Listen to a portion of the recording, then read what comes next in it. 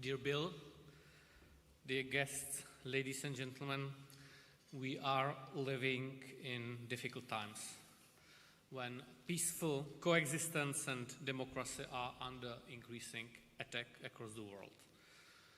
Support for human rights defenders and democracy must therefore be encouraged more than ever.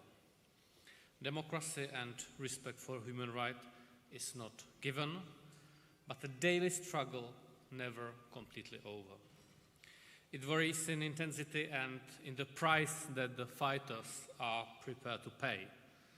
Some even pay with their freedom, their health, or their lives. Their public and vocal support is therefore essential. We thank them profoundly for their commitment and show that they are not alone. Last year I accepted the award for outstanding contribution to the Magnitsky Justice Campaign. Today it is my gracious duty to announce that this year's recipient of the Courage Under Fire award is Miss Evgenia Kara-Murza.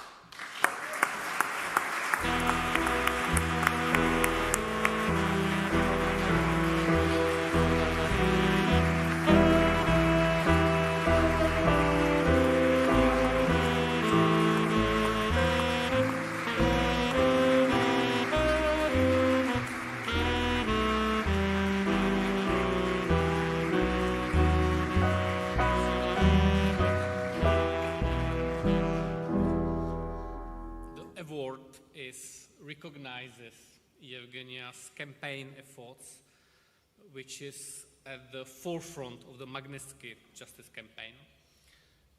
Evgenia, you have been advocating for your husband's release.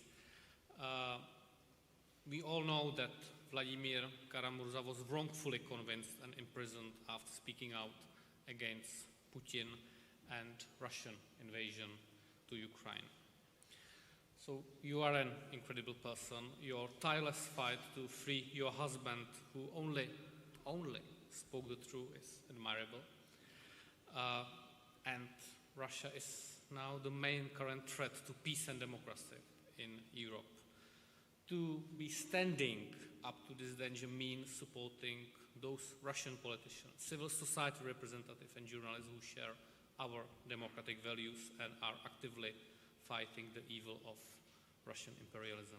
Dear Evgenia, I really bow to your courage. I wish your husband a speedy release from prison, and I wish Russia to return to democratic values and the rule of law.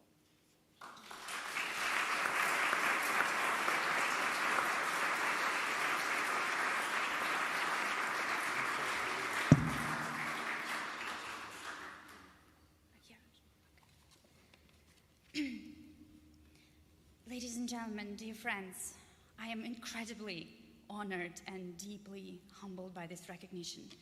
Just like my husband, Vladimir Kara-Murza, 6 years ago when he received his Outstanding Russian Opposition Activist Award, I get to share this stage tonight with the most incredible, indomitable, fearless human rights fighters of the world. And I want to thank the Global Magnitsky Justice Campaign for its tireless efforts to honor that moral courage that time and again proves stronger than violence and aggression.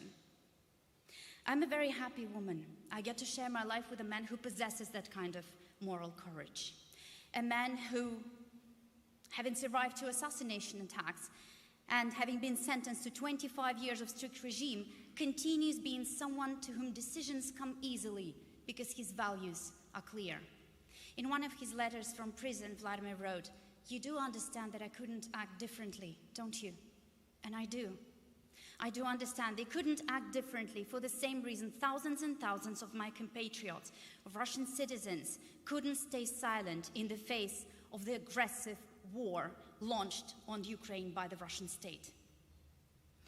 One speech at the Municipal Council meeting cost Alexei Gorinov 7 years in prison. Olga Smirnova was sentenced to 6 years for calling the war on Ukraine a crime against humanity. Artyom Kamardin and Igor Shtovba are in jail for reading anti-war poetry at an anti-mobilization event in Moscow. Ilya Yashin received an 8.5-year prison sentence for posting videos condemning the war crimes committed by the Russian army in Ukraine, in Bucha. Today, Alexander Skochelenko, an artist and a pacifist, was sentenced to 7 years in prison for replacing price tags at a supermarket with anti-war messages.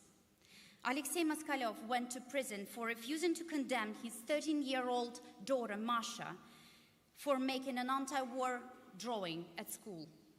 And every time I think of this loving father being deprived of the right to raise his daughter, I remember the words that Masha sent from the orphanage to her father in prison. "You are the best dad in the world. There is no one better than you. Please don't give up. You're a hero, my hero." This is why. This is why he couldn't act differently as a parent, as a mentor, as a citizen of his country. As Vladimir Kotlerov, a Russian musician and of course a foreign agent himself, put it, with a wet plastic bag on its head, with electroshock marks on its hands, my Russia is sitting in prison. I want to dedicate this distinction, this high distinction that I'm truly honored to receive tonight, to all those people who I'm proud to call my compatriots. People who, like my husband, cannot act differently despite the risks, who say no to the murderous regime of Vladimir Putin. And I truly believe that their awe-inspiring courage will yet again prove stronger than military might. And my courage, for the sake of my beloved husband, for the sake of all those people, and for the sake of my country, will continue, I hope, being that little voice that tells me at the end of each day, tomorrow you will try again. Or as Eleanor Roosevelt put it, just a step at a time, meeting each thing that comes up, discovering we have the strength to stare it down. Thank you very much.